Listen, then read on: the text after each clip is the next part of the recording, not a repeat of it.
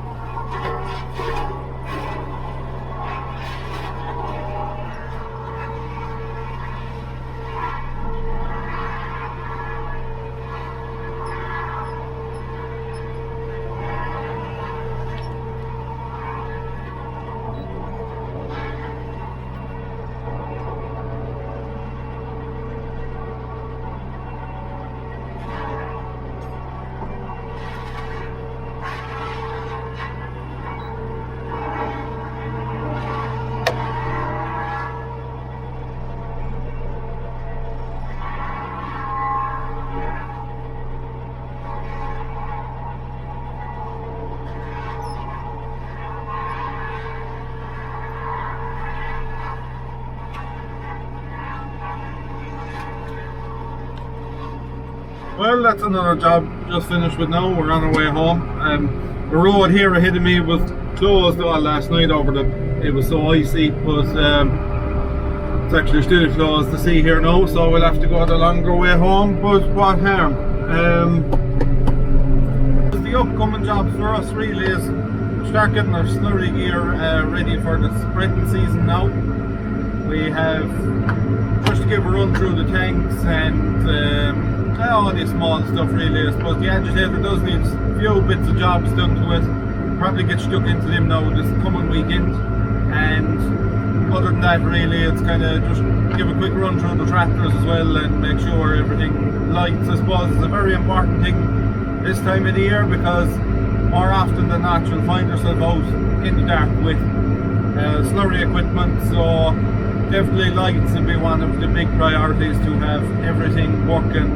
Beacons is something we find difficult enough to keep going, just for no apparent reason they stop working and kind of need to be rewired and stuff like that, so there is a bit of maintaining in them. So hopefully the weather stays some way settled and we'll be able to get stuck into the spreading basically on the opening date, which is the 15th of January around here.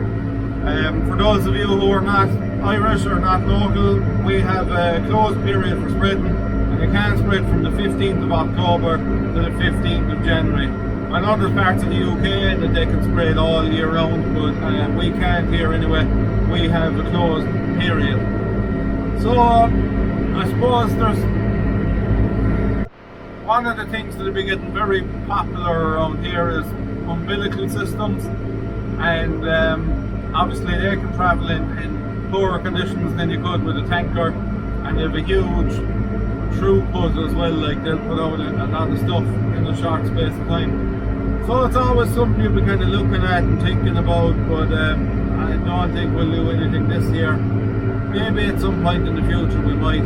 As I've said several times before, you should never say never about all of these kind of things, so who knows.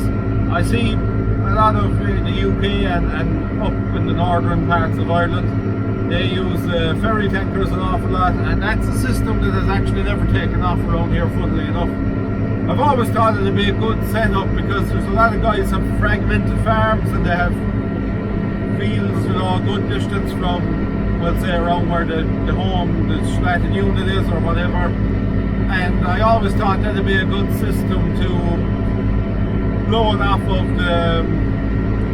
the tanks onto the umbilical. I know there's several different ways fellas do it, but I suppose you wouldn't need a desperate amount of equipment really to do it.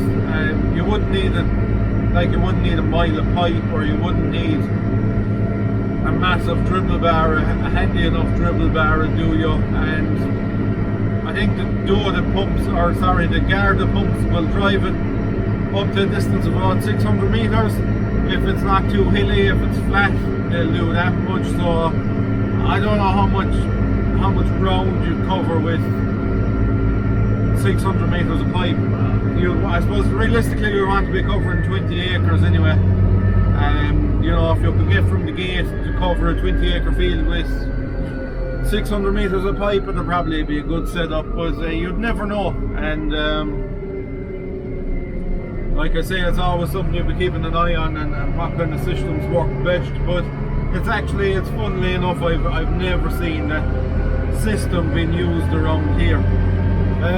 So I suppose that's a basic roundup of what we're doing. I hope you enjoyed this video. It's a bit more thorough about the saw cutting, really. Show you a real good bit of it instead of just kind of the afters of it. You get to see the saw working, which there's not a lot of footage on YouTube of, funnily enough. There isn't that many saw cutting videos on YouTube. So that's it from me. Thank you very much for watching. Please subscribe to the channel, and we will see you later on in the week.